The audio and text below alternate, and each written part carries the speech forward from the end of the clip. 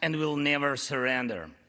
Situation on battlefield, but in his first visit outside of Ukraine since Russia invaded, President Zelensky emphasized the need to preserve global security and democracy, saying this is not charity. An investment from the U.S. is in global security. Joining me now to talk more about the significance of this visit, Paul Rieckhoff, national security and political analyst. He's also the host of the Independent Americans podcast, which you can find anywhere that you watch your podcast, and you can now catch a new episode. Mr. Zelensky comes to Washington. Paul, good morning to you.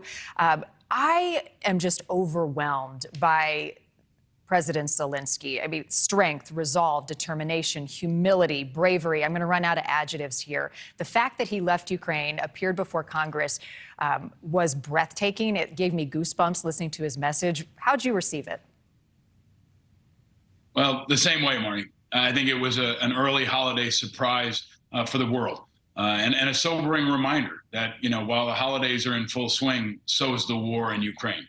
What we saw was truly historic, inspiring, galvanizing, bipartisan. It felt like a State of the Union. And frankly, our State of the Unions haven't been that unified in a long time. So it felt even bigger than a State of the Union because you had folks together recognize not just President Zelensky, who's been extraordinary, but the Ukrainian military and the Ukrainian people.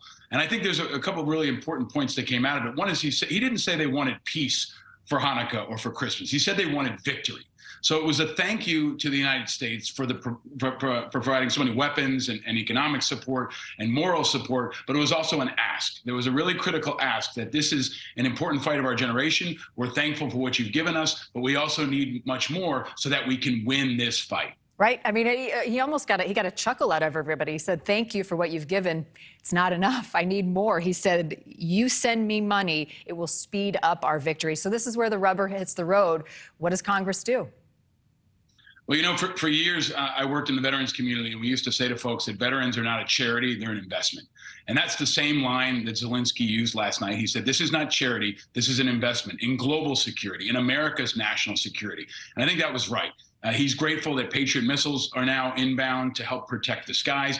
We're sending Cougars, MRAP, armored vehicles. We're sending more Humvees. But he also made a really specific ask. He said, we need tanks and we need planes. He's thankful to Santa for what he's given him, but he's also asking for a few more things that can help them not just defend Ukraine, but win the war. And I think that's the key tipping point for the next year, is giving them not enough just to defend, but to actually win. And he says, you don't need to send American troops. Ukrainian soldiers can drive Abrams tanks. They can fly F-16s. If you give them to us, we can win. And that's the ask for Congress coming in next year. Is there any question, I mean, that this is a proxy war? The United States is involved. I mean, you've got these two world leaders sitting side by side. We continue to send billions of dollars. We'll continue to send more. How Russia perceives this?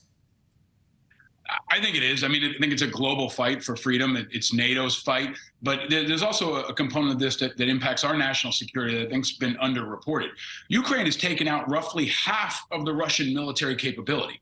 They are destroying Russian tanks, they are destroying Russian planes, and every one of them is a plane or a tank that could be one day used against America. So we're spending only about 5% of our overall defense budget, and we've helped Ukraine take out half the Russian military. And I think with Putin in charge, that's good for Ukraine, that's good for NATO, that's good for the world. The more we can do to weaken Russia, the stronger America's national security will be. And we're doing it without putting American boots on the ground. That's critical here. We're sending them the best of our weapons, we're testing our weapons, and we need to send things that are very basic sometimes too, like artillery shells. They actually don't have enough artillery shells for this prolonged artillery fight, and we're going to need to ramp up our domestic production and our military industrial complex to be able to sustain that fight and help them not just defend, but to win.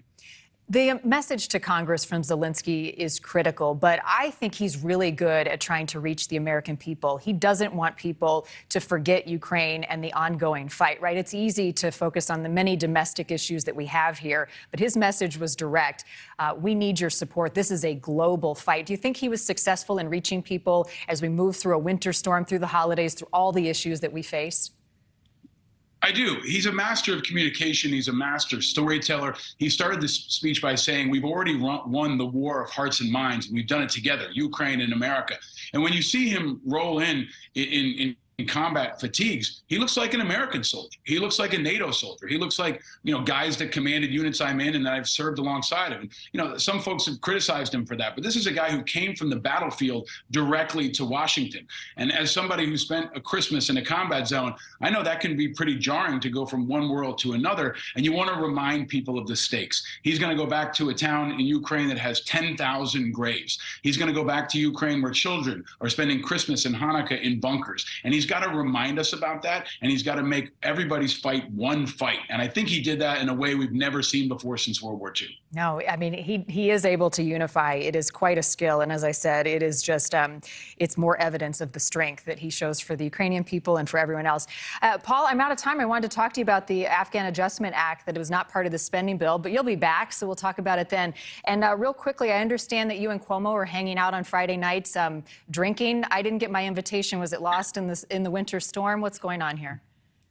We're doing a new segment called I'll Drink to That every Friday night. We'll talk about some things that are worth celebrating and some things that need more attention. And Marni, you are always invited, and Cuomo's buying. I'm going to hold you to that, both of you. All right. Thanks, Paul. Safe and happy holiday to you. Always good to see you. You too, Marni. Thanks so much. All right. Take care. The winter storm is sweeping across America right now.